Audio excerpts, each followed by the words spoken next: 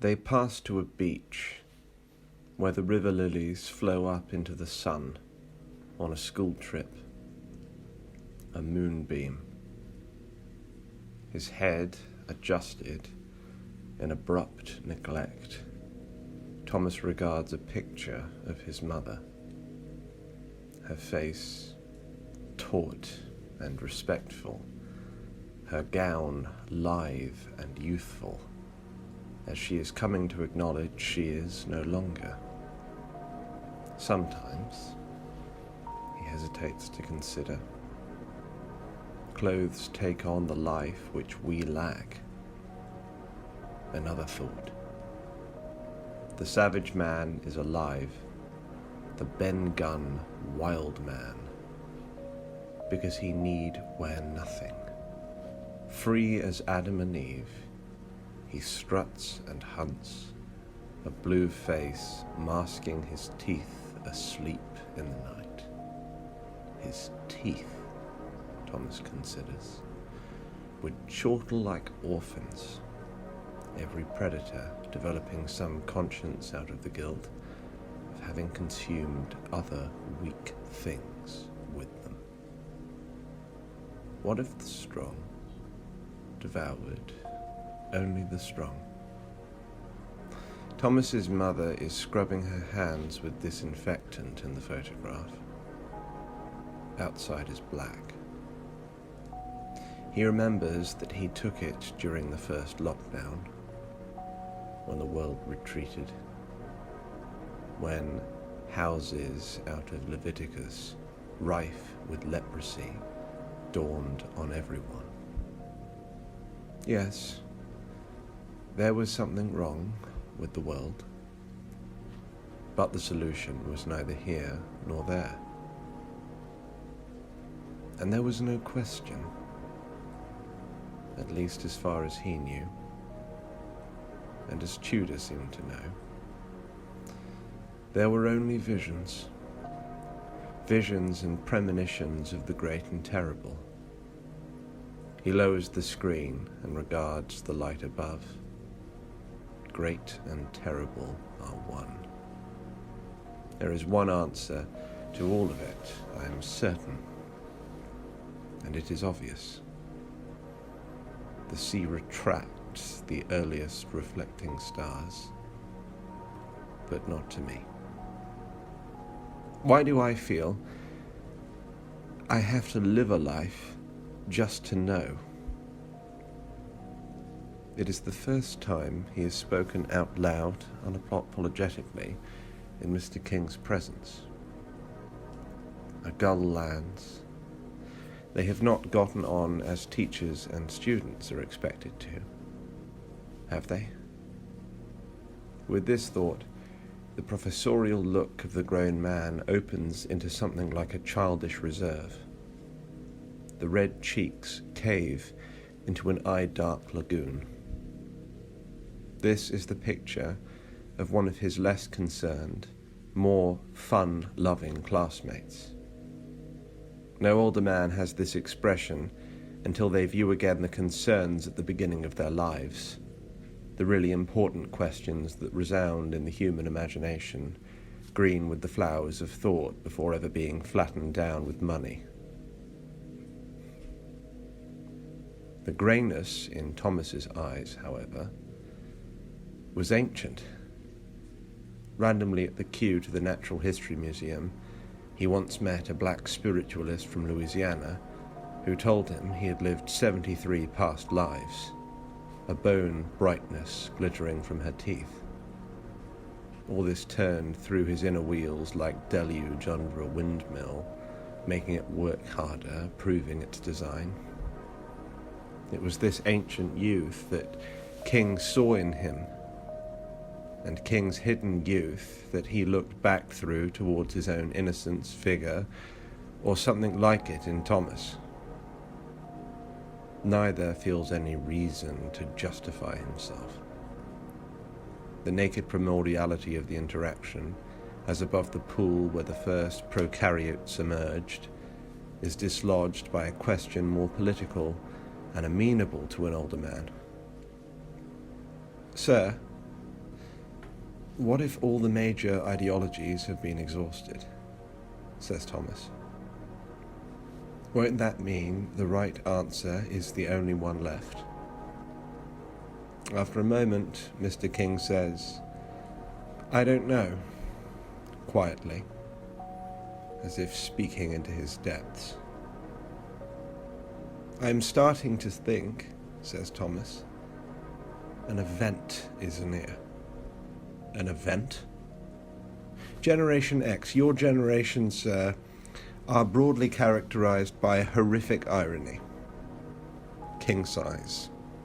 Explain, he goes, this far in. Pardon me, sir, but you, and by this I mean your generation, vote for Blair and Obama. And you were Tory members. You were former Marxists, but you compete on the housing market. You oppose discrimination, but you are only interested in living in white-majority areas. You think homosexuals are weird, but you also find nothing worthwhile in marriage. You describe religion, and then you cry at songs of praise.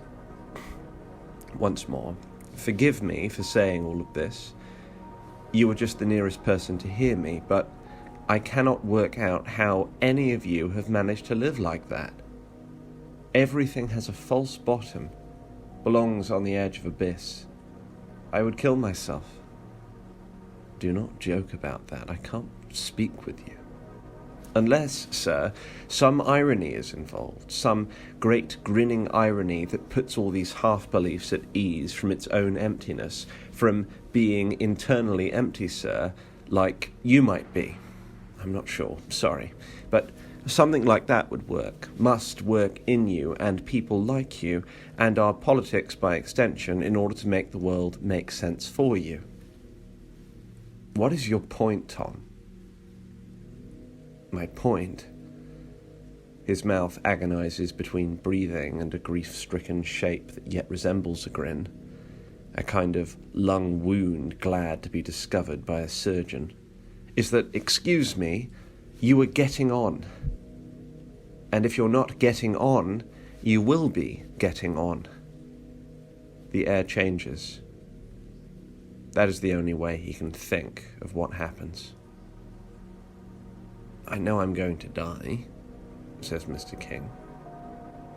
My point is, goes Thomas, your irony will die too.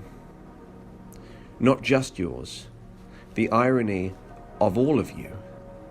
And as soon as that happens, all that will be left are devout beliefs. Darkness will be lifted. Mr. King hesitantly consults his watch, not wanting to encourage the boy.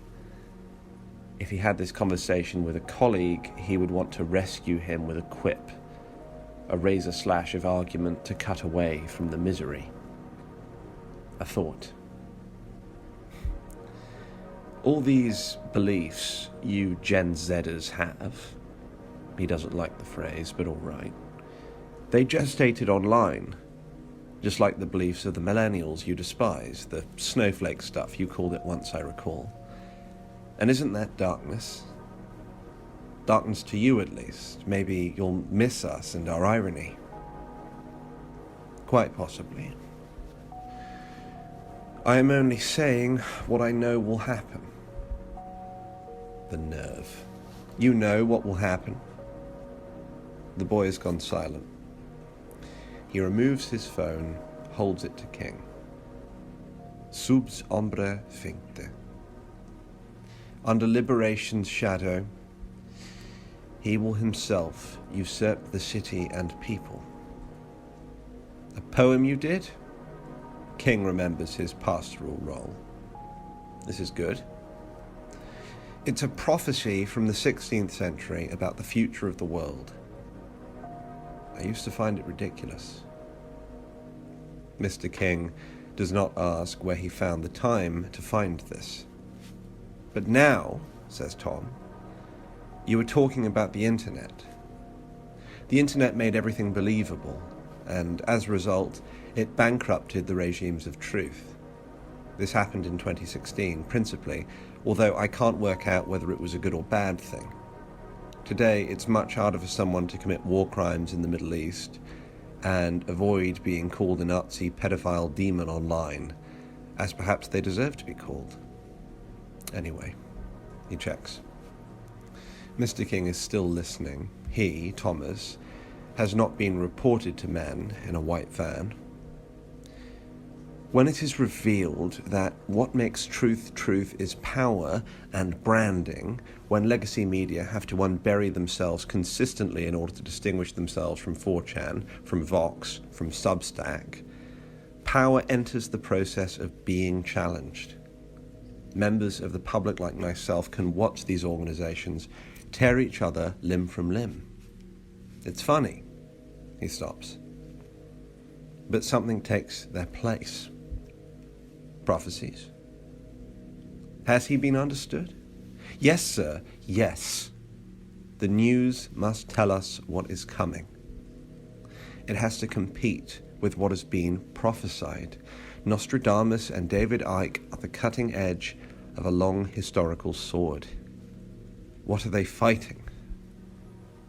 Before he can acknowledge again out loud that he has gone too far, has failed to fill in the blanks sufficiently in his diatribe for it to make sense, Mr. King looks at him with pathos and loque parenthis, incurring the shame of a father. You poor boy. King goes on to say something more, but it is already as if he has been speaking to nobody. No one at all who accepts how he feels. And he feels like an idiot.